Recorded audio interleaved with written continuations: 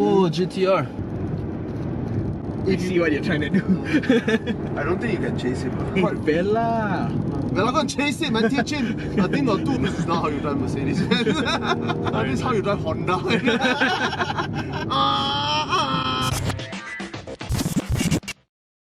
Autophiles! Red color seatbelt, yeah. so cool! Oh, Porsche. Hey, let's go change the Porsche, man. I'm sure we can. Why so scared of it? Sorry, yeah. AMG C43, Mercedes. First impressions. Okay, under Mercedes-AMG is the 43 and the 63 series. 63 series nowadays means 4 litre V8 biturbo. 43 is a 3 litre V6 biturbo. The V8 in the 63 is hand built. So you look at the engine bay, there's a signature of some German guy. This one, you look under the hood and it's basically a standard engine that's made in the factory somewhere. But AMG does tune the parts in here. The suspension is tuned, brakes are tuned, the steering is flat bottom. You get red stitching, red seat belts, makes you go faster. 5 horsepower! 5 horsepower. I think on the inside, that's about it. The safety belts, the stitching, red color. Yeah, the stitching, 2 horsepower! AMG 63 is a supercar. This is not mad, huh? This is very manageable. A sports car that you can live with. It's not as crazy as the 63. Road tax is much more reasonable. Fuel efficiency, it's actually quite good if you drive it like a normal person. But the power is there and it's fun and it's controllable. So it's quite fast. Yeah. And it's full spec, you know, sunroof, everything you get in a full spec C is here. You have AMG badges on your carpet. 3 horsepower. It looks a bit sedated actually from the outside. Other than the fact that, you know, you have some funny badges here and there. Biturbo, 4MATIC. Also, you know it's something special when you see AMG at the back. Then when you come in here, you know it's a little bit special because you see AMG. From a car point of view, actually, I really like it. I drove it for a short while. I genuinely like it because it's a really fast Mercedes. You see, the problem I have with the AMG, the 63, Is that it's mental. it's crazy. It's undrivable. It's bordering on undrivable. It's for the elite of elite drivers. Yeah. You give them too much power, they will know what to do with it. It's quite mad lah, to be honest. And it barks all over the place. It's like a mad dog. But this one is not mental and I like it very much. It's very reasonable. It's a very good drive. I can't say it's comfortable. Can't say it handled really well, but it's rewarding and I really like the car. The original bodied C is not that comfortable to start with, so I was very pleasantly surprised when it is not as uncomfortable as I expected it. In the front, I think you can live with it. But you're right, the back is To torture your guests. The looks of this car is very normal, very pedestrian, but the exhaust note is quite nice. It's quite pleasant lah. It's sport-ish and it's comfy-ish. I don't know about the back lah. The back is not so good. Here, front here, it's quite nice. Okay, performance. What are the figures? 520 Nm of torque? Yeah, and 370 horsepower. 370 horsepower. 0 to 100 in how? In 4.7 seconds. Holy shit. 4.7 ah. Yeah. Hello, darkness, my old friend. So it is sports car territory. Yeah. The 63 is clearly touching on supercar territory. This one is it's like a normal C class that is been tuned to be performance oriented. Rated to a 9-speed automatic, right? This is not a twin clutch gear, No, it's a- yeah, sure. which I think it's a better thing. And this one is 4MATIC, right? Yes. So overall, I have to say it is a very, very competent package. But I think there's a few things worth highlighting in this car. Number one is the way it pulls. It doesn't have the neck braking speed, which I like actually, because that's not what I'm looking for. What is she doing? She's trying What to... is she wearing? It pulls in a very linear fashion. It's not visceral. Power doesn't come suddenly. We did the 63 on this same highway. Yeah. The thing was just like... The tail was going off in a straight line. I really like it because it's linear and it's also very long. The power band is very, very long. Look at that. And it can go on for another 3-4 seconds actually. I really love the power band. It's very long, it's very linear, it's very progressive. Hey, the camera. I tried twice already. Like a normal street, it's not very user-friendly. It's clearly not a regular car. It's still got performance flavour to it. Correct. The back, especially the rear, the suspension, you cannot live with this. If you're driving quite hard. someone and someone's always in the rear and the back, don't buy this car. Contextually speaking, if you're comparing to 63, this is much more drivable. 63 makes you sick, even in the front. Yeah. I gotta say the sound is quite nice lah. Performance, I think, right, this to me is one of the most satisfying and rewarding drives a Mercedes has ever given. It's really good. It has classical Mercedes characteristics. Heavy front, not surgical sharp handling. Yeah, and emotional performance. Emotional performance, not actual performance. Yeah. If you give me a 335, I may actually be able to outrun this. That's the thing about Mercedes. They are more emotional Mercedes C63, you take it to a track, I have a feeling a significantly lower power car will outrun it. Yeah, you will lose, but in your heart you will win. You win because you're barking all over like a bulldog, right? The greyhound will beat it, but it feels like a hero because it's barking though. Yeah. I disagree with you on one point. You're saying that the suspension is a little bit harsh, right? Yeah. I was expecting worse because AMG was supposed to be crazy. Yes, it is uncomfortable at the back end, especially through bumps. The travel is just too short. But that being said, this is a lot better than I expected. So I think it's okay. Number one, it is fast, and number two, it's so reasonable. It is almost something that you can daily, and it doesn't sacrifice too much. I can give you a 4.5 actually. Yeah.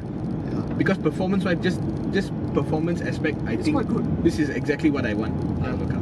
Definitely. Something you can use on the road. Design. What they design. As I said earlier, it's not very striking. It's similar to the base Model C with a bit of trim additions, right? I noticed there's some like, extra plastic at the back. Nothing too Flashy. Not too flashy. Well, interior feels like standard C-Class this generation. It's got aluminum finish. Standard Mercedes for this gen line interior.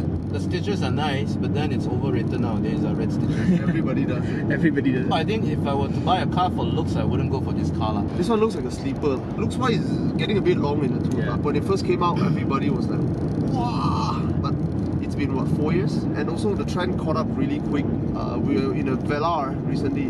The Velar does make this look a little bit aged. It's good looking, it's nice, it's well appointed, it's built of good material, unlike BMW. They put the seat adjustment in the correct place like all Mercedes, unlike the rest of the world. All in all, I quite like the interior, but it just, there's a reason why I chose the F30 over the C-Class.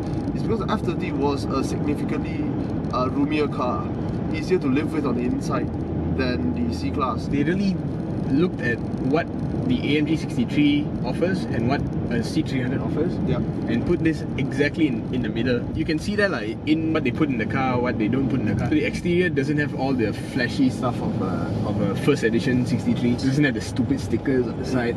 I was just thinking you can go and add it yourself. Please don't add the stickers. I like the brake calipers not being red, but then you go on the inside and you get red safety belt, and then you get red stitches, and then you get the AMG written on the dial, you get AMG written on the car pin. The 63 edition one, at least, it's carbon fiber trim. Here it's the standard piano black, doesn't have the IWC clock. So there's a lot of things you can see that they deliberately take out and make it less special. And then some cheaper things, kind of AMG line things they keep. So it's not just performance that sits in the tin, it's also the design, but value is not. Well, let's start with value. Let's play guess the price with Howie. I've already guessed the price. I was wrong. I was way wrong. 63, I'll tell you, is about 700 plus thousand. Oh, like that Cannot lah, you tell like that, sure. Like that wow, like that, this one must be 455 already. 450, 500. That's exactly what he guessed. Yeah, I tell you why I guess this price. 3-litre engine. That's going to be significant import tax, but it's not going to be crazy. I thought this car was imported. Oh, this is CKD. It's CKD. Holy shit, we can CKD and C43. Yeah. Like that CKD. 350 cannot, 500 cannot, 389 This guy, 380, correct, 380 plus, yeah. I look at Muda every day, bro. It's gone into my subconscious. I don't even know it's instinctive already. I have to say, for an AMG, it's very cheap. For a car of this full specness and performance and all that, 390,000 is actually, not to say bargain lah, but it's a good price. It's cheap. You know why? Because you can't even buy an E-Class yet. Can you get a 5 Series? You can't get a 530i. You can get a 530e. There, one, there. People who buy this car won't go for that car. It's like two different kind of customer. A 4 Series is about this price. 430i with a 2-litre engine. Yeah, where can? Yeah. Big difference, Big yo. difference. M4, I think 5 plus. 700. Value-wise, I want to give it 4 plus out of 5, but we cannot. I think we have a philosophical issue we want to discuss with you also. Only one small little problem. I really love it, 380 plus thousand. I think it's pretty cheap. So value-wise, I could have given it a 4.5. The reason I cannot give it a 4.5 is because I was reminded of E300 Blue Tech Hybrid AMG. You see, that car don't pretend to be an AMG, fine. Suspension is AMG suspension. I think they learned a lot from it, is that you can AMG any in the world without giving any real addition in value. So what I did is I deconstructed this car. I removed all the AMG badging, all the blings. What I'm left with is this. A C400. Yes, you're right, that's the problem, you see. Back then you have C200, C250, C300, C350. That's what we're left with. If you remove all the bling, you you are basically getting the top of the line C-Class, full stop. And how much is the top of the line C-Class? I don't think the top of the line C-Class ought to be 390,000. I personally don't think so. However, that being said, you do get brake calipers that you don't find in a regular Benz. Correct. You do get a 4MATIC that you don't find in a regular sedan. You do get the suspension, but that being said, it's just a swap. It's such a simple swap. What you're getting here is a very powerful C-Class with AMG fluff. Ultimately, I leave it to you whether it's value or not. I still think it's good value because I don't think AMG just slapped on batches here. They did a bit of work, but it's not AMG level work. It's not a hand-built engine, Correct. It's a tuned engine. It doesn't mean they go there and personally tune your No. engine. They give the Benz factory the setting, Correct. and Benz makes the car. So in that sense, I leave it to you to see, for the batches and the work that AMG has done, is it worth the extra, what I expect, 50,000 to get them? They did some work lah. They did some Yeah, background work lah. it's not so blatant like a Nismo package. Yeah. Almera. And I don't bash this car as bad as E200 Blue Tech. Sorry, E300. I still call it 200 because it feels like one. The reason is because the E300 Blue Tech has a engine. This one has a genuinely likable engine. It's really good. I'm not kidding you. It's almost BMW good. Basically, what you're paying for is the most expensive Mercedes C-Class with the AMG badge without the soul of an AMG. The C43 has a soul. Oh, it's crazy. Yeah, it's crazy. That one is tuned by some madman in the That garage. guy is high on cocaine. So I think I would have given this almost touching 5 out of 5 if it was called Mercedes-Benz 450 AMG line or AMG C450 AMG line. Yeah.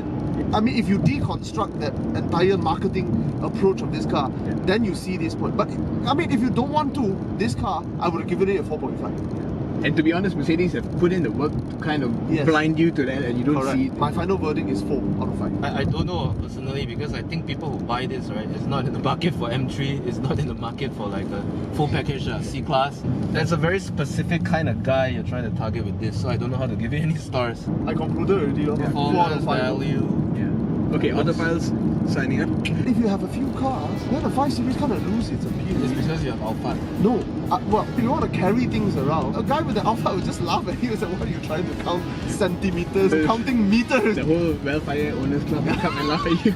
Welfare is Owners Club Malaysia. Only definition in life is association by ownership of a van.